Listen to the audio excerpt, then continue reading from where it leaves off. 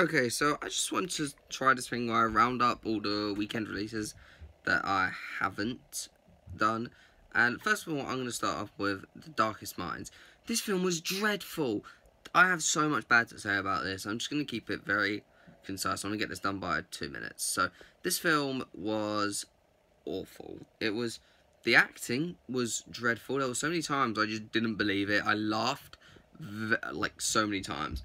There was, like, what I will give the film is that the first sort of 2 or 3 minutes, maybe, it was corny, but it was good. I enjoyed what I was watching, and then it then took her to the camp, and that's when I was like, okay, yo, I'm checking out.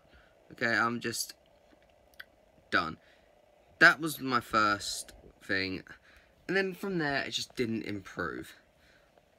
I hated the film with a passion. So it was so bad. It was honestly infuriating to watch. But I still want to go back and rewatch it because it was so bad. It was hilarious. It was hilarious and infuriating at the same time. There were bits that just had me screaming like, oh my god, just do this, do this, do this, do this. Seriously. Right there, do this. And they do it when they could have done it much earlier and saved so much time. The power system just feels broken. Like, why is the power system just feels like, well, why isn't one considered lethal? Why aren't they all considered lethal? Like, they all are lethal in their own rights. And it just, honestly, the film annoys me. It gets a 2.5 out of 10. What I will say is the visuals were quite nice as well. I thought they weren't horrible. The next film I saw was Dog Days. Now, this film is way too big for its boots. It has so much it wants to say. I feel like this could be a really clever Netflix series if it sort of like had all these multiple storylines that melded into one. It would have been so much clever if they had that, but it just didn't work. It just all melded really awfully, and I didn't really like it. I mean, it just felt like, oh, yep, they happened to run into each other there, and it felt like no storyline had enough time to fully develop, except for maybe one, but that just feels a little bit unfair, given that why is one storyline prioritised over the others?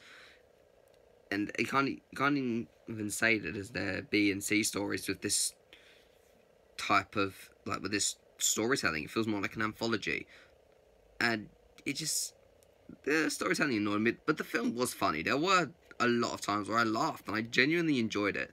At times, it's probably going to be one of them films I forget about. It's quite forgettable with pretty poor storytelling, and that's essentially why I'm not a fan of it.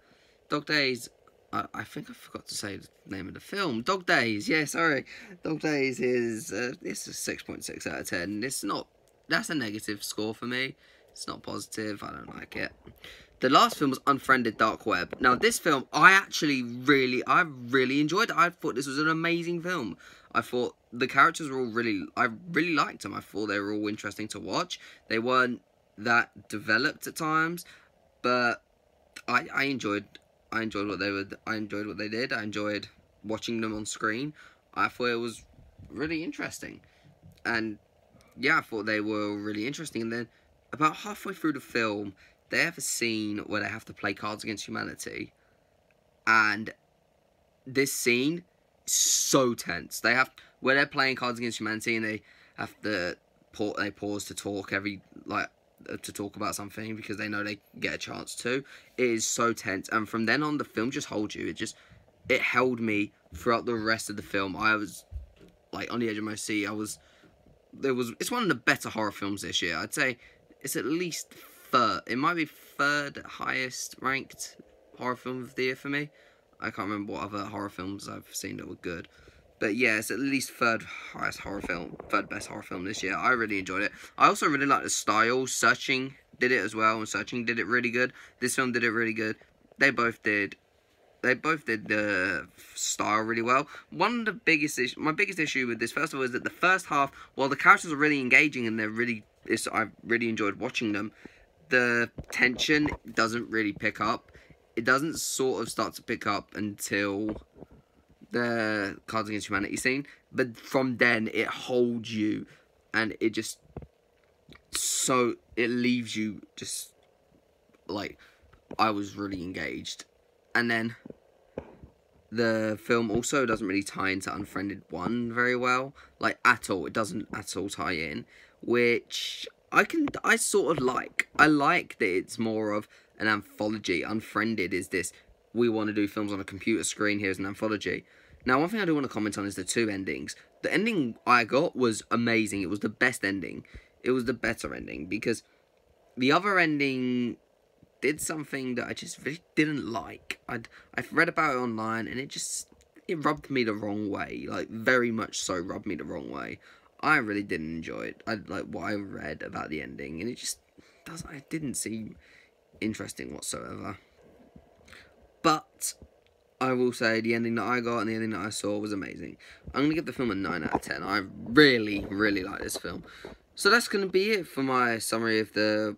In fact, I'm going to throw in just my views on the Meg again. It's a really fun film. Cinematography is a little bit iffy, and a lot of things really iffy, like the acting, the special effects, the cinematography. It's all hit and miss, but it just comes together to make a really fun film. 8.2 out of 10. So yeah, that's going to be it for my roundup of this weekend's films. If you enjoyed this video, please leave a like, subscribe, and I'll see you guys hopefully next week with the same video. Bye.